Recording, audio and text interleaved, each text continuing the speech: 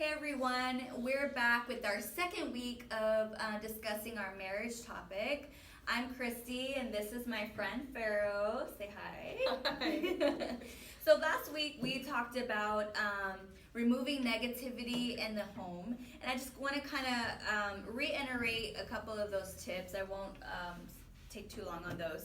But last week we talked about removing negativity in the home. Some of our points that we talked about was replacing negativity with curiosity. Instead of complaining about his obsession with something, join him. Take a look in the mirror. Instead of focusing on things that he could change, we want to focus on ourselves. Nag to the right one. That was a big one. Always pray to God. Stop nagging your husband. And then give grace to him just as God gives us grace. Yes. Instead of harping on him right away, give him a grace period. Be gentle and soft with your husband. There was so much that we talked about last week, but this week we are going to be discussing firefighters. And what that topic is about, it's about arguing in the home. Confrontation and forgiveness is what we're going to be discussing today. It's unavoidable. I mean, when you live with someone, when you're with someone, most of the time, when you're not at work, and you interact with them, arguing is unavoidable. It's not bad. It's actually healthy, Yeah. I think. Because you're able to have good discussions on things that you believe or the other person believes. It's very healthy and it's unavoidable. That's being in a marriage, yeah. Yep. You're gonna have arguments. Right. And so the first point that I want to give you guys today is gain the knowledge. Are you a stuffer, a shouter, or a pouter? What are you, Pharaoh? I'm probably more of a shouter, honestly. A shouter? But through our marriage, I've gotten better. I'm not always, I think in the beginning I was more of a shouter. But now I'm probably maybe a shouter still. I would say I was probably a shouter too, right off the bat, in the beginning of our marriage. Just because of the way I grew up. Yeah, same. We were shouters in the Yeah. house. But now we've been married, soon to be 15 years in March of next year. I was, telling Pharaoh earlier that I can be all three of them, actually. So I've kind of learned to pick and choose our battles, what to fight about, but at the same time, I keep it, in, and, I don't really talk about it, or, I don't think that it's, worthy enough or good enough to talk about to cause, argument or drama in the relationship, as we like to call. But, we were discussing earlier, in the long run, it can be, hurtful or damaging or destructive when you do hold it in, because then you can become all three. So Yeah. you're holding it in, and then you explode. 2 weeks later, you're still pondering on it. And we've had arguments like that where I guess I was a stuffer at some point, but there's been times where I did, and then 2 weeks later, like, you did this, and you did this, and you did this, and you did this, and then if I would have just addressed it at the time, then it wouldn't be all of the problems. Yep, and then you end up crying at Yes. the end, right? Yeah. That's me when I'm Shouting writing and that. crying. Yeah, we don't want to get like that, ladies. We don't. Yeah. But you live and you learn over the years. No one's perfect. I'm a firm believer of you got to make mistakes to learn. If you never make mistakes, then what are you learning, right? The second point is get to the root. Do you get to the heart of an argument? What are you really arguing for? Why are you arguing? What caused the argument? Get to the root. What happened when it started? And talk it out. Talk it out. Third point, ground yourself. Can you exercise the arts of self-control and timing? That's a super big one too. you know, if you're out and about, I've learned that, you know, when you're out and about in public, like, is there a time for shouting and arguing, you know, in front of people? Or it's like, you know what, let me jot that down in my, you know, in my phone, set a reminder, say, talk to husband about this later on today, you know, and then you have that bedroom talk.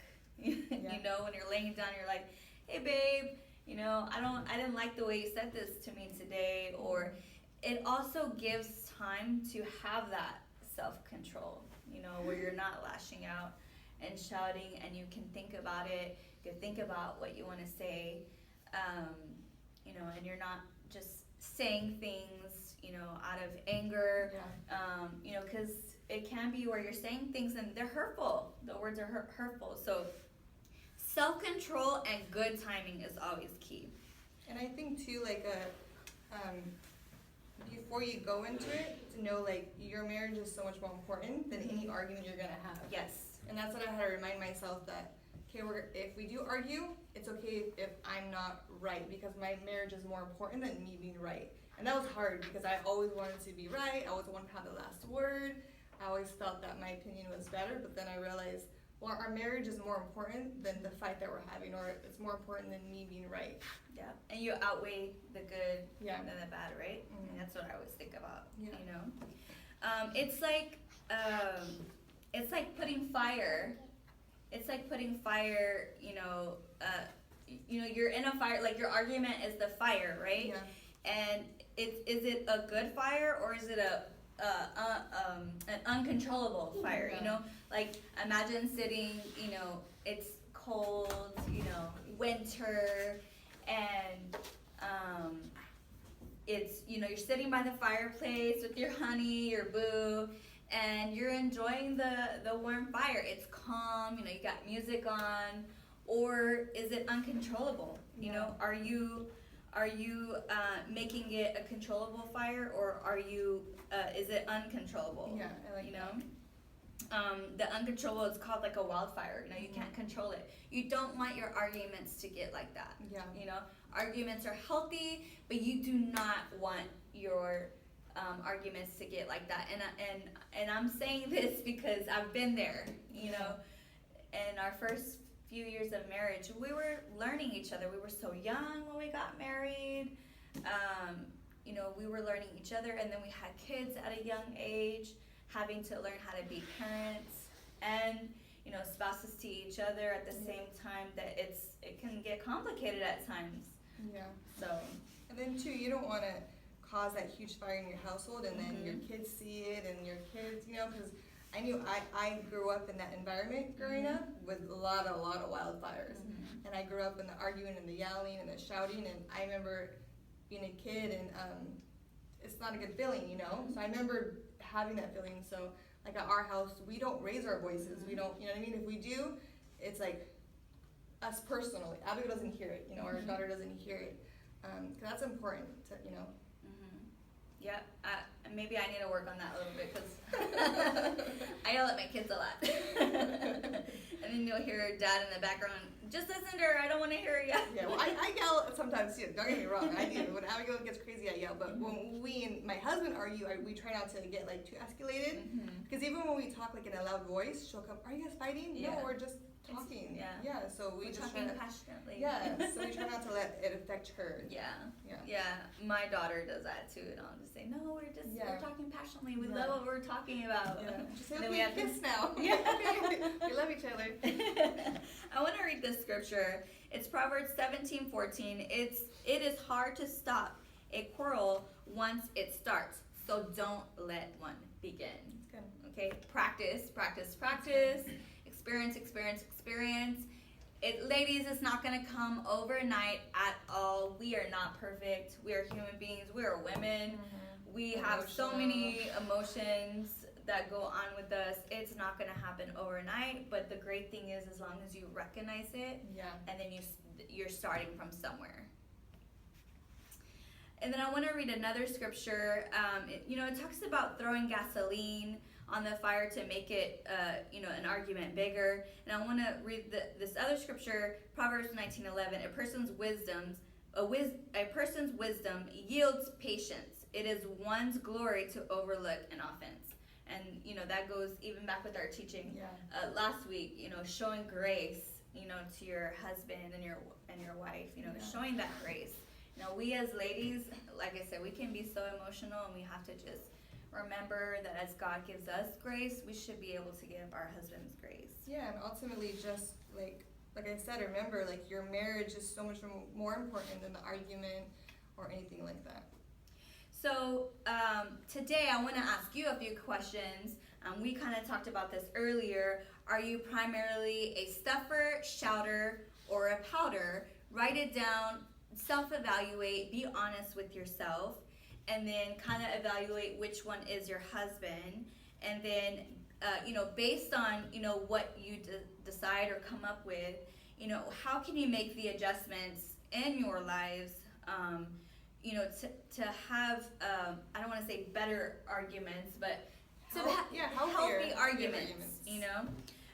And then how would you grade yourself in areas of self-control and timing? And if I want to ask you this, what are some things that you kind of do to ground yourself, to help you, you know, not blow up or, you know, make the fire bigger and uncontrollable? I think I had to learn over the years. We've been married almost 7 years now, and I think in the beginning I handled situations one way, but I had to really learn, like I said, first of all, that my marriage is the most important thing. And then also that I don't always have to be right. That, you know, I don't have to always be right. And just realizing those things, that, like, I'm not fighting with someone that I hate, I'm fighting with someone that I love. Like, I don't want it to get so bad or escalate that our marriage is damaged. That's such a ugly thing. And so I have to just remind myself those things, like, constantly, even before I'm about to start a fight, because sometimes we know, like, I'm about to say this thing and it's going to start a fight. So I have to stop myself and tell myself, is it really worth saying this? Because I know we're going to fight if I say this. So I have to stop myself from saying this. And I think I've gotten a lot better. My husband could probably testify that from the beginning of our marriage to now, I don't lash out as much or start fights so much, because I have to make that conscious effort in my mind, like, don't go there, Pharaoh, don't say that, don't, you know what I mean, it's going to start a fight. It's hurtful. Yeah, it's hurtful, and I can be hurtful in my words. So I had to learn all of that during marriage. But I think now I really have to stop myself and to think, and that's what's really helped me. Yeah. For me, I think, you know, we talked about forgiveness, you know, in the beginning of our marriage, even in life, you know, we get, what's the right, you know, where you're not going to say you're sorry. You are always right. Stubborn. There you go. You are always right. Yeah. You are never wrong. Whatever you say goes. But learning, like you said, is your marriage worth it? Does the good outweigh the bad? Yeah. Forgiving, saying, hey, even if you still think that you are right, I mean, for the sake of your marriage, say I'm sorry, ladies. Maybe the first one sometimes too, because sometimes we want to wait for our husbands, but our husbands, you know, they want the same thing back. So sometimes say you're sorry first, even if you're not sorry. Just say sorry. It's gonna help so much. Yeah. Well, we want to thank you guys for joining us tonight. We love getting online with you guys. These marriage topics are so important to our lives. Yes. They're healthy. They're going to help us. They're going to benefit us in the future. So we want to thank you guys for tuning in tonight, and we'll see you guys next week.